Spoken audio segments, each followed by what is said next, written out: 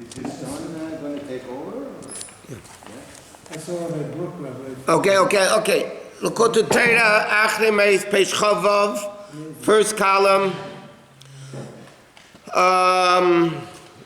About a little bit above midway. Okay, so now the Rabbi is explaining that the beginning of creation was Chafetz Chesed. Now it's dependent on Aveda. Okay, because normally it's not the way of a king to deal with the language of common folk, which is the creation of the world. So what keeps Hashem in the world? It's the level of Torah mitzvahs. And he explains that the three levels, Torah, Tefillah, and Tzedakah, that's the three levels of Bria, Yitzir, and Asiyah.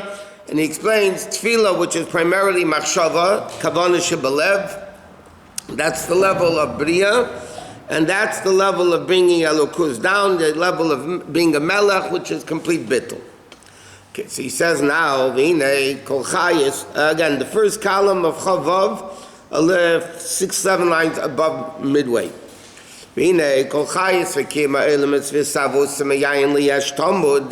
This existence and life of the worlds, that they should constantly exist, is totally dependent that we bring down Elokus, to be bottled to Hashem. Like you said before, Hashem needs fuel to kaviyachal to stay in the world. What's the level of fuel by Hashem? The level of bittul.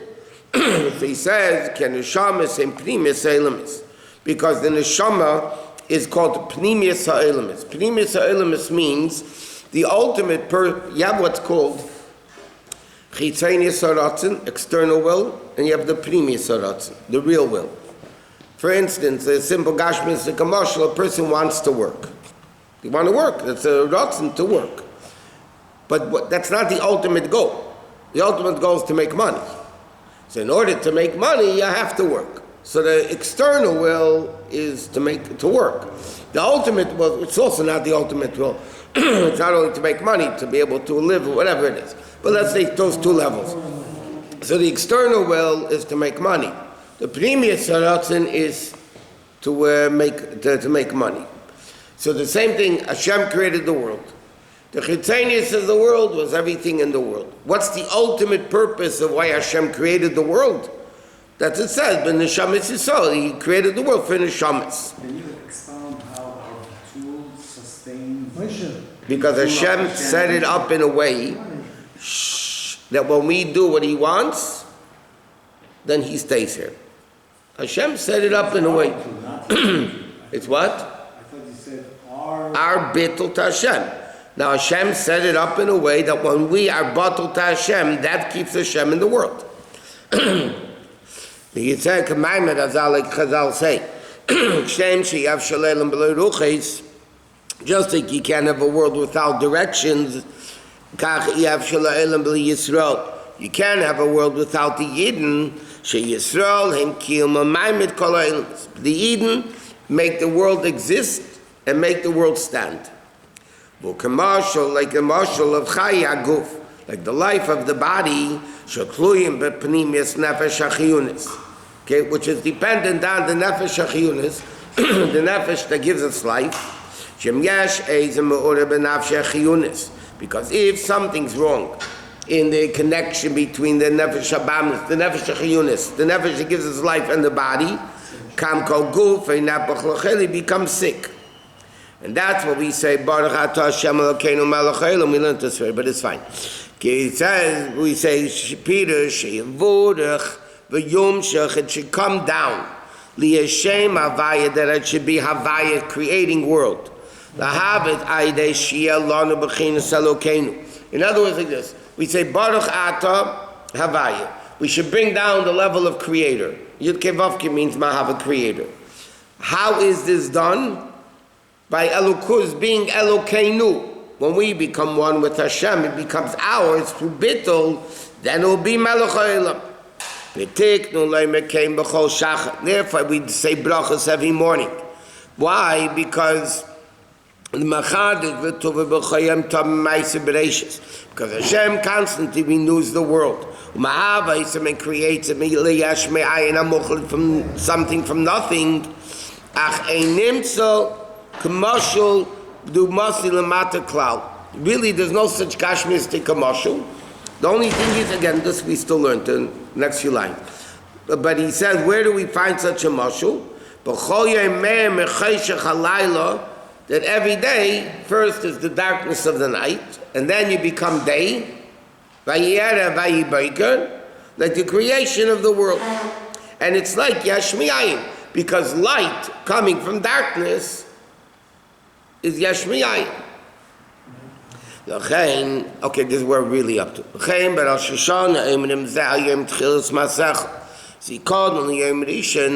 Therefore we say on Rosh Hashanah, today is the beginning of your creation. It's a remembrance of the first day. But Rosh Hashanah, the world was created, even though it wasn't created Rosh Hashanah. Adam Arish was created Rosh Hashanah. But the purpose of creation is Adam, Torah Yidden. Therefore, why? Because the ultimate purpose of creation was on Rosh Hashanah, when Hashem created Adam Rishon. Okay, that's the world of Bria. So Bria is, he said, the level of Tefillah. Yitzartev is the level of Dibur.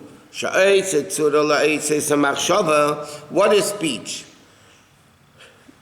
Speech is a revelation of Machshava. Machshava, really, there's no formed letters yet. Generally speaking, when you think, you're not thinking formation of letters. When does it become formationed, whatever that word is, it becomes in the world of speech. Are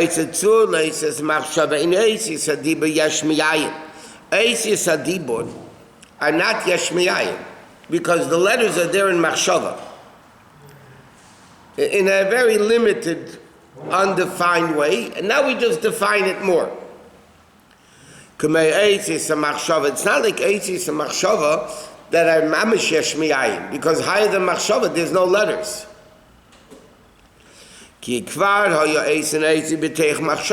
Because those letters that we're speaking already existed in Machshava. What is speech? Speech is taking the letters of thought, making them tangible, making them more with a form and a shape to them. And shukmin chaymel tzurazu. Letters of machshava is like the matter. And then you make the form of the matter. So when HaKadosh Baruch Hu spoke, 1 second. That corresponds with the level of Torah, because the main thing of Torah is mitzvah b'dibur. Like it said, Vishinantam levanecha v'dibarta bam. The main inyan of Torah is not like tefillah, which is primarily in the lev. B'chol levacha v'eda shebalev. Torah, you have to, it's like the pasuk says, v'dibarta bam. You have to speak Torah. What did you want? when Hashem spoke, right? It already existed. What existed? Or? Yeah. In what form? In the source. In the source. So this word already existed in the source? Yeah. Well, everything exists in the source. First he gave the word, then he gave the word, right? You say what? He gave the word that he originally gave. His word couldn't take it. Right. That's a minute detail. Vayem Elokim here we learned. What is speech?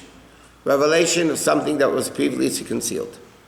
That means it's there, it's hidden. If it's not there, you can't say it was concealed.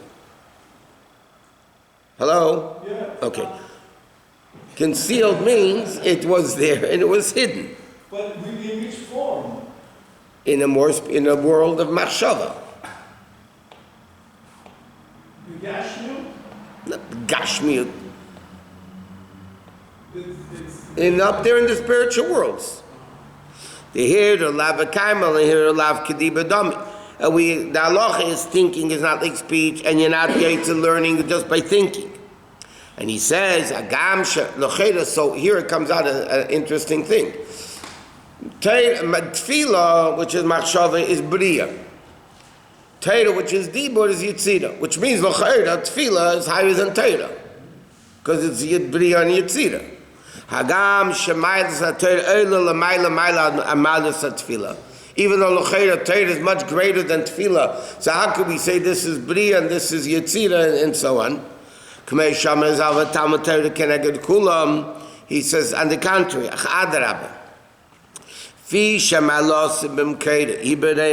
because Torah is super high in the sources, therefore when it comes down lower than Tefillah into Yetzirah. But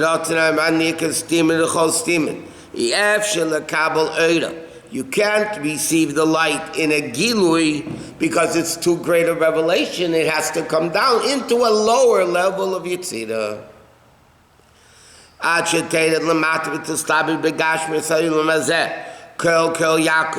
Behevel piyam with the word, the air of their mouth. Shebehem yislabish eravaya agonis b'teiros. That you get the hidden level of Torah. Umer b'chin is gilui, and then it becomes revealed.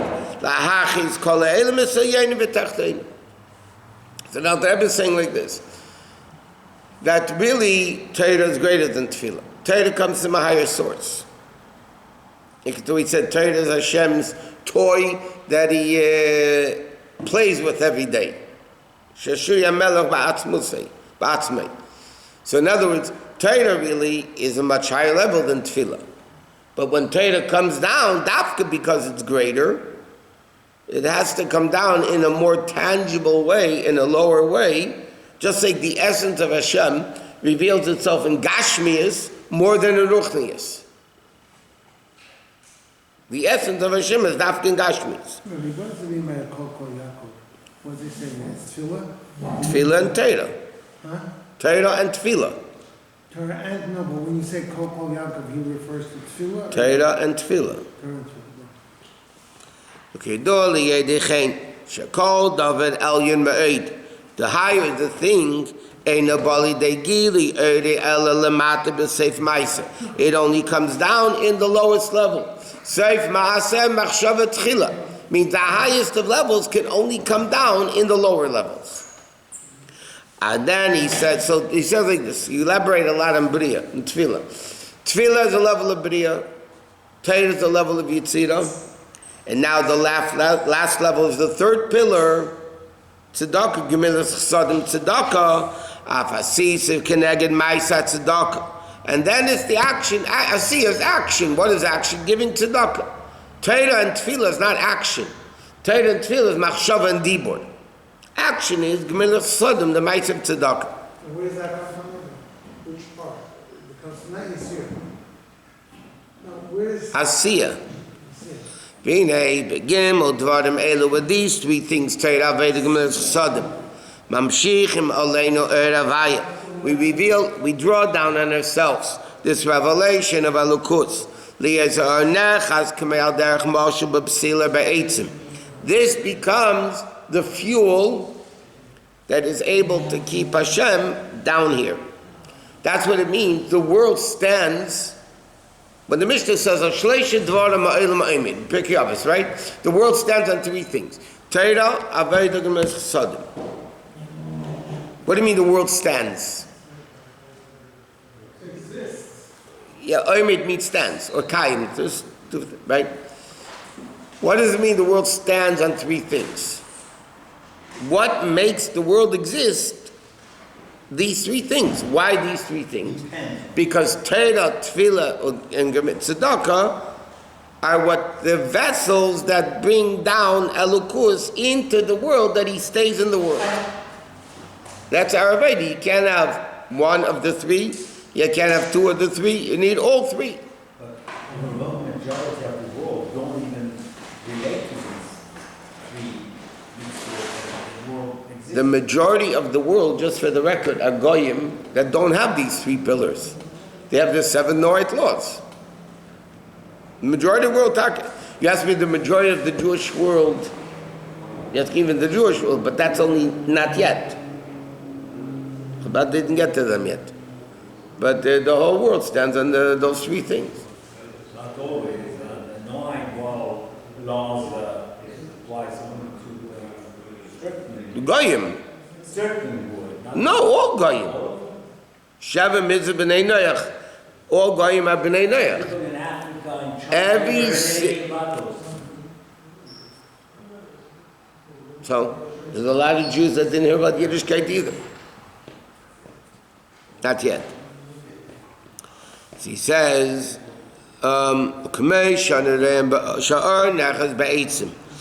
he says like this, when you have fire on wood, right? When it's a thick fuel, the light is very, very powerful, but gas the av, it's very thick. It's a coarse type of flame. The nechas bepsila, if it's on the fire on a wick, is mu'it, much less light, but it's dark, it's more refined. So he says, the level of godliness. So we said before, the Rabbi said that Torah Acharei Mot is machshava dibur ma'aser. So he said machshava is very refined, so it's like a little fuel. It's not so revealed, right? The fuel of machshava is not very powerful. It's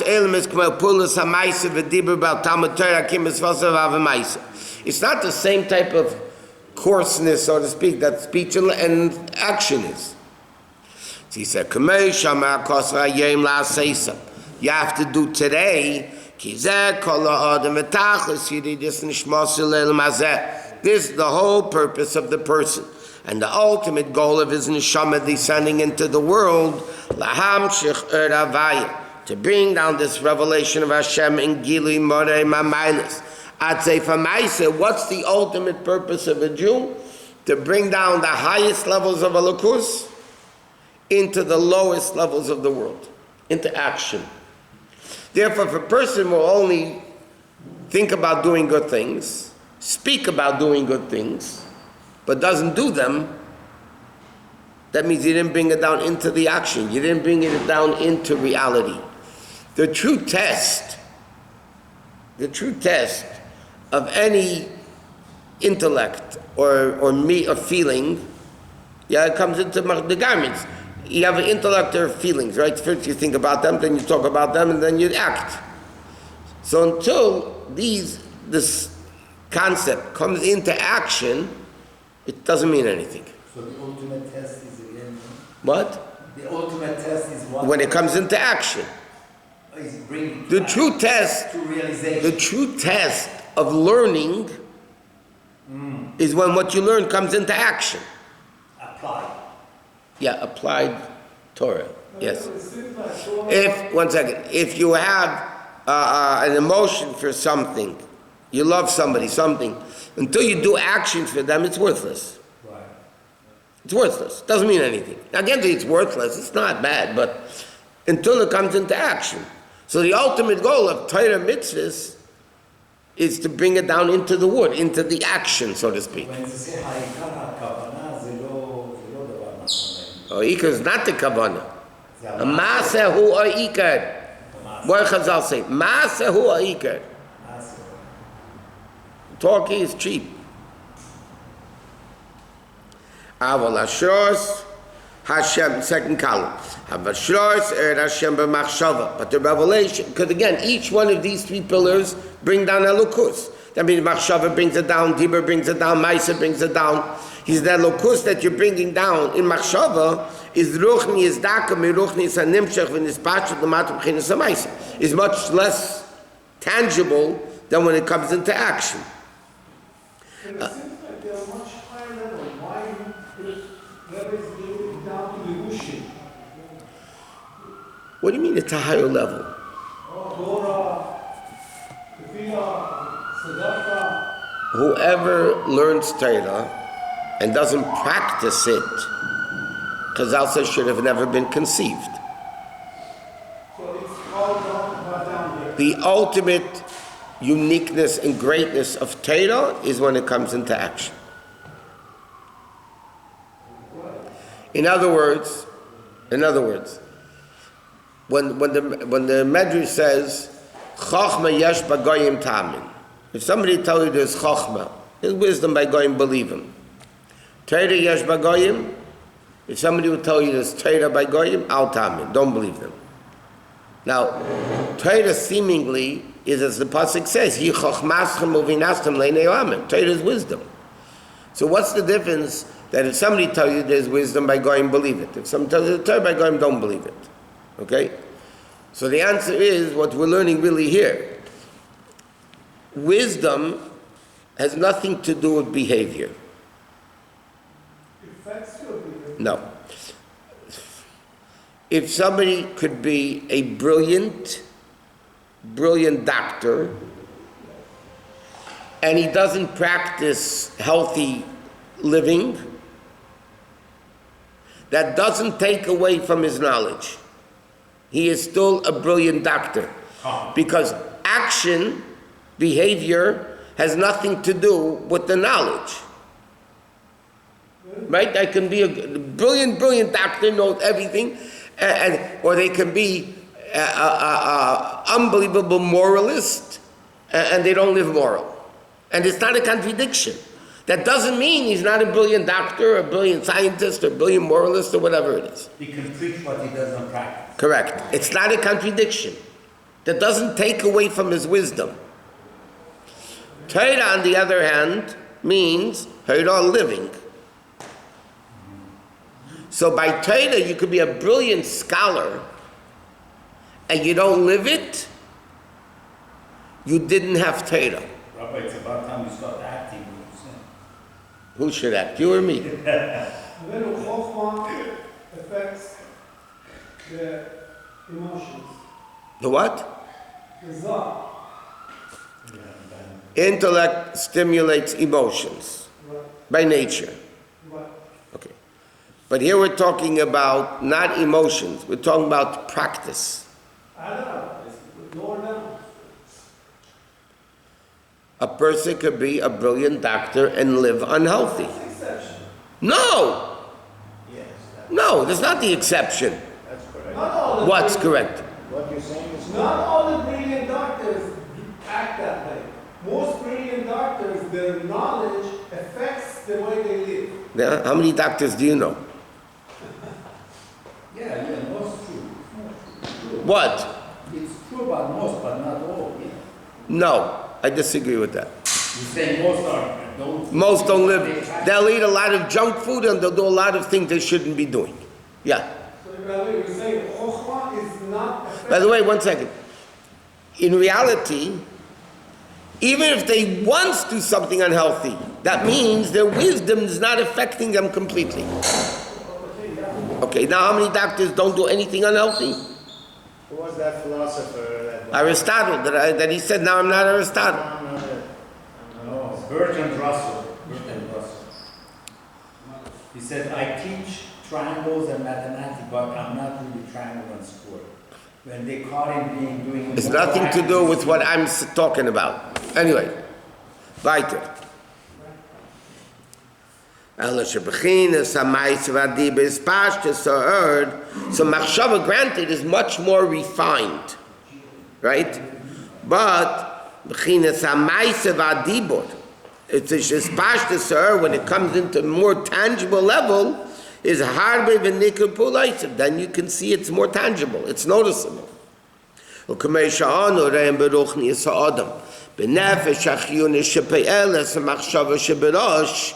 That the influence of machshava in the head is not so tangible like pulas or raglayim that shake the whole body. You know, when you think something, you don't shake the whole body. Your head is using. What thing affects the whole body? Action, when you walk. That doesn't mean the foot is greater than the head. The head is greater than the foot. But what affects the whole body? What affects the whole person? Action. In the